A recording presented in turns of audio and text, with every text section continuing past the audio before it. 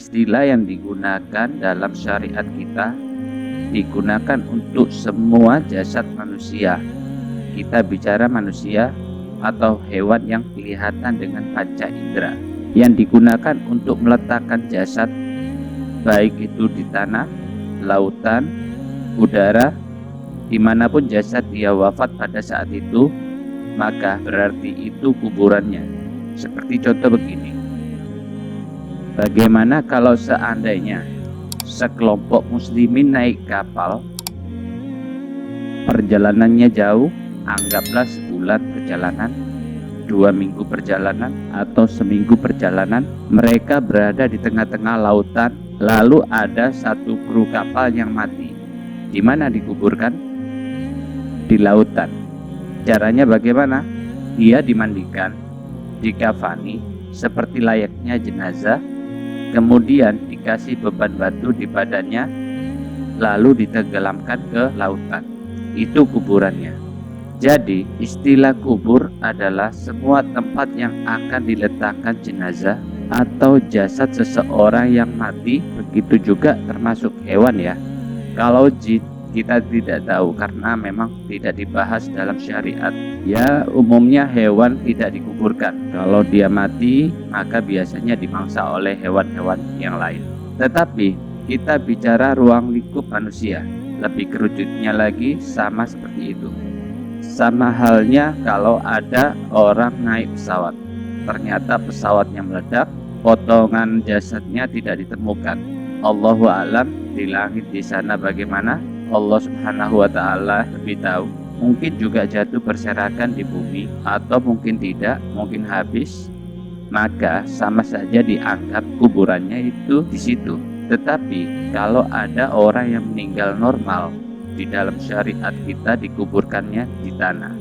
Yang ingin saya titik beratkan, pemahaman tentang kata-kata kubur bukan hanya sekedar tanah yang digali kemudian dimasukkan jenazah, gitu kan?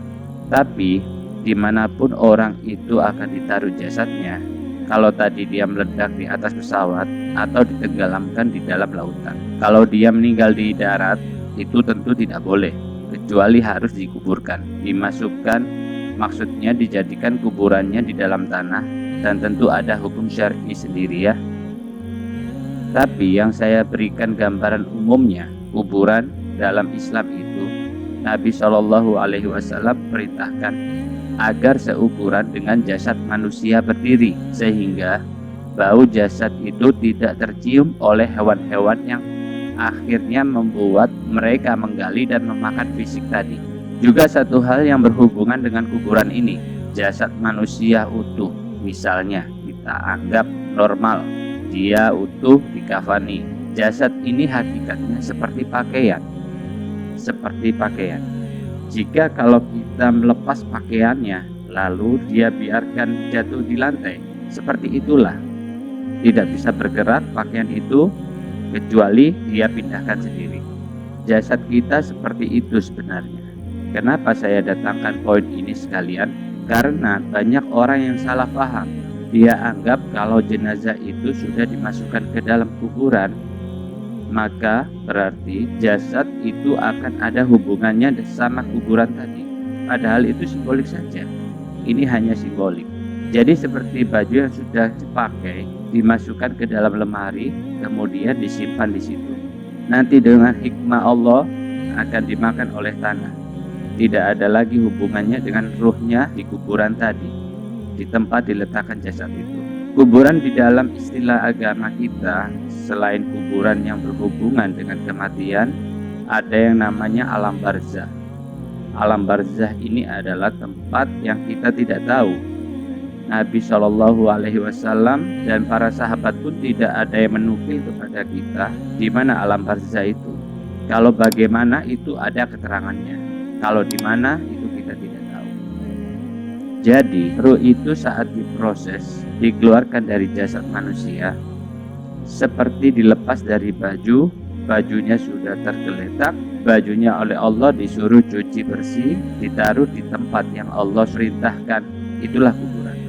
Ruhnya ini dibawa oleh Allah ke alam barzah, baik itu tadi dia meninggal di udara, terbakar tidak ditemukan lagi, jasadnya tinggal ruhnya, atau dia meninggal di lautan dimakan oleh ikan jasadnya, atau dia meninggal normal di atas ranjangnya. Jadi ruhnya akan dibawa Allah ke alam barzah, dan alam barzah itu Allahu a'lam di mana tempatnya, tapi dia ada.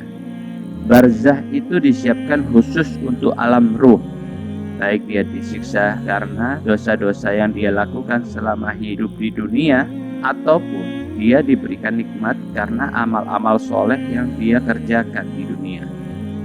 Dalam Islam, kita punya keyakinan bahwasannya kuburan tadi, tempat diletakkan jasad, dan alam barzah, dua-duanya itu punya kehidupan. Kalau kuburannya sendiri, tempat diletakkan jasad itu hanya simbolik, tetapi yang lebih difokuskan adalah masalah alam barzahnya. Jadi kuburan itu hanya untuk meletakkan jasad saja, dan itu simbolik ya. Orang tahu di atasnya ada tumpukan tanah dan batu nisan. Orang tahu itu kuburan, tempat jasadnya ditaruh, simbolik. Tapi apakah orang itu ada di dalam situ? Sudah tidak ada, ruhnya sudah pergi ke alam barzah. Nanti di hari kiamat akan ada pembangkitan sebagaimana yang sudah Nabi kita jelaskan. Allah turunkan hujan lalu menerpa tulang-tulang ekor yang tersisa, kemudian tumbuh, dibuat jasad baru. Baru ruhnya dikembalikan, dibawa dari alam barzah dan ditiupkan atau dimasukkan kembali ke dalam jasad yang baru itu.